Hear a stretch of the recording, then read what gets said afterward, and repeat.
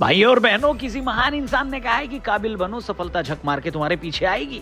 मगर साथ में ये भी कहा गया है कि जीवन में ऐसे लोग भी मिलेंगे जो आपके काम में बिना वजह टांग अड़ाएंगे, जैसे कि आईपीएल में दिल्ली के मालिक ने अड़ाया है और गौतम गंभीर की कोचिंग में।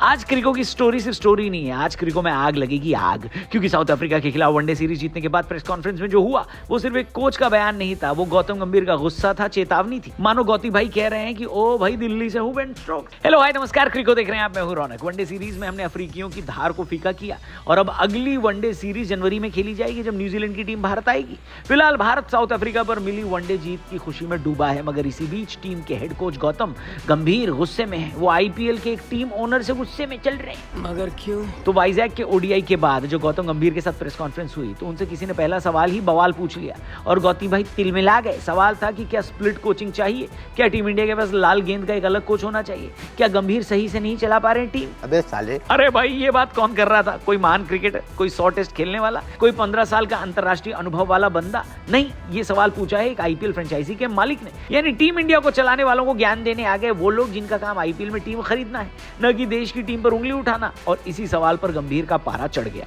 प्रेस कॉन्फ्रेंस में किसी ने पूछा कि टेस्ट सीरीज हार गए, टीम बदली नहीं, क्या भारतीय क्रिकेट में स्प्लिट कोचिंग होनी चाहिए, एक कोच सफेद गेंद के लिए, एक लाल गेंद के लिए? हेलो, ये सवाल किसी ने पूछा।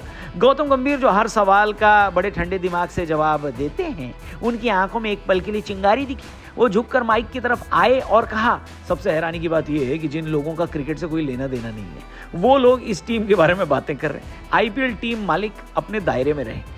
कमरा एक सेकंड के लिए शांत पड़ गया क्योंकि गंभीर काफी ज्यादा गंभीर हो गए थे। गंभीर का ये सीधा सीधा वार था दिल्ली के मालिक पार जिंदल पर, जिन्होंने टेस्ट हार के बाद एक्स पर लिखा कि टीम इंडिया के पास एक रेड बॉल स्पेशलिस्ट कोच होना चाहिए। अरे वाह, यानी आईपीएल की टीम ठीक से नहीं चल रही और टीम इंडिया को चलाने का ज्ञान दिया जा रहा है। नहीं, गंभीर ने आगे कहा कि हम किसी के काम में दखल नहीं देते, तो फिर दूसरों को भी हमारे काम में दखल नहीं देना चाहिए।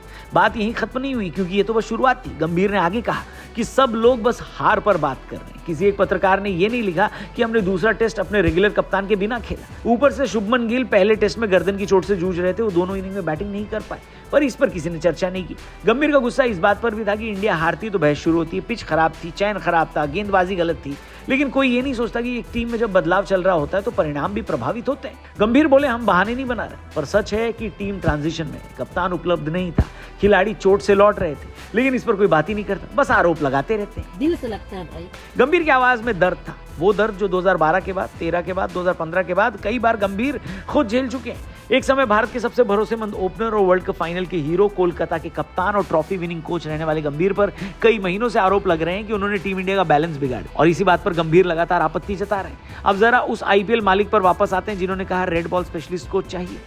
गंभीर ने हल्की मुस्कान के साथ कहा कि गैर क्रिकेटिंग लोगों को क्रिकेट पर सलाह नहीं देनी चाहिए, और ये लाइन सुनकर दिल्ली के सोशल मीडिया मैनेजर ने पक्का ही फोन को फ्लाइट मोड पर डाल दिया होगा, क्योंकि गंभीर का इशारा साफ था। आईपीएल एक टूर्नामेंट है जिसमें टीमें फ्रेंचाइजी खरीद कर उतरती हैं, जबकि टीम इंडिया कोई फ्रेंचाइजी नहीं है जहां मालिक उठकर ये कह दे कि निकाल दो इसे, रख लो इसे, बदल दो।